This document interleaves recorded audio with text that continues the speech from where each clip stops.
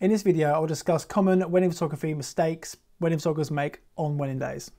How many times can I say wedding? Okay, so number one is a in-depth schedule.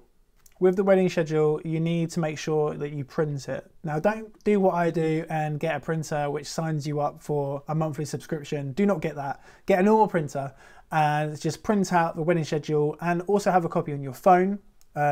Phones are not very reliable, which is why I say you need to print it out as well. Make sure the address for the venue is printed. With a wedding schedule always in your pocket, you can just pull it out and it looks a lot more professional than holding your phone and looking through, because it just looks rude. Number two is do not get lost and arrive early. You might not have gone to the wedding venue beforehand, so you need to make sure you know where it is. You need to find it on your phone, you need to find it on SatNav, you need to find it on a map, just a normal map in your car. You need that, because if you don't have that, if your phone suddenly doesn't work, which has happened to me before, then you are stuffed.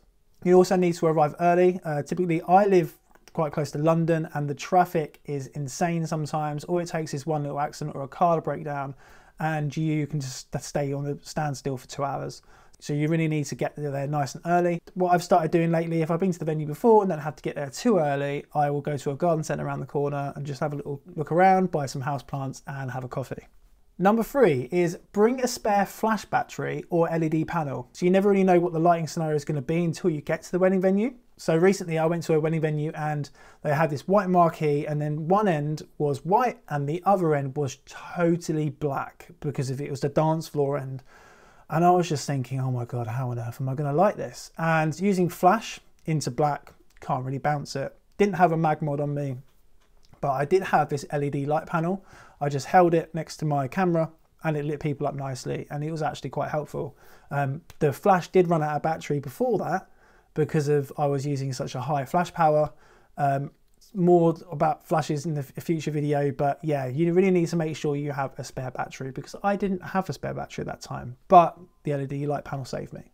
Number four is get a group photo list. If you don't have a physical copy of the group photo list, then put it in your notes on your phone and then just tick, because arranging group photos on the day never goes well. And you can say, let's start with all family, and then we can start off with the other side of the family and then swap them back over and then go down.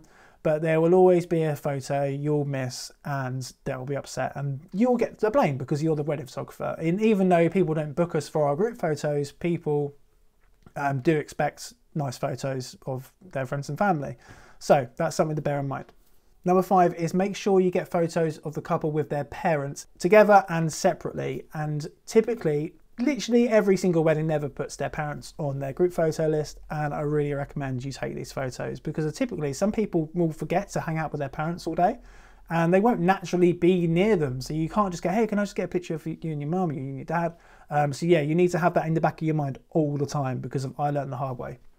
Number six is not shooting to 2 memory cards. So you ideally need 2 cameras, but you also need them to shoot to 2 cards at the same time, because of memory cards do become corrupted, and sometimes they can actually become corrupted during import, and then you have to use another computer and it's just chaos. So if you used 2 cards, it's nice and simple. I use the Nikon Z8 and it uses 2 cards. One's an SD card, the backup slot, and the main slot is the CF Express Type B card, and that will unload a wedding in a few minutes and it is so fast. But yeah, if you have 2 cards and you can automatically keep them separate, great. Number 7 is not bringing enough batteries. You need enough batteries. It's self-explanatory. Take as many batteries, or more batteries than you think you're going to use. Take your battery charger, take a USB power bank, just take everything, because if you never know what's going to happen. Number 8, you need to separate your memory cards before you leave the venue. What I do is I go to each camera and I take out the backup SD cards, take them out and I put them in my wallet, and then I put them in my pocket.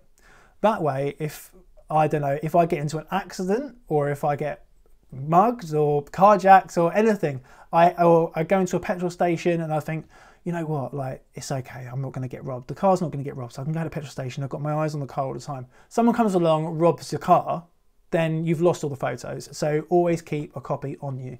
Number 9 is when you back up, you need to make sure you back up to 2 hard drives. People might say, oh no, it's not needed, you know, I've got the cards, but you never know what's going to happen. The cards are quite fragile. So I recommend going to Lightroom, importing, and then just checking another hard drive. Just a hard drive you don't even need to look at really. You can delete it at the end of each season. Just make sure you're backing up all your photos to another hard drive, because the hard drives do fail. So my last tip is using an offsite backup. Now, I did have a NAS drive and it was useless, to be honest. So now I use Backblaze. Backblaze is absolutely fantastic. It will look at all my computer, it will look at the hard drives I plugged in, and it will upload every single thing into the internet.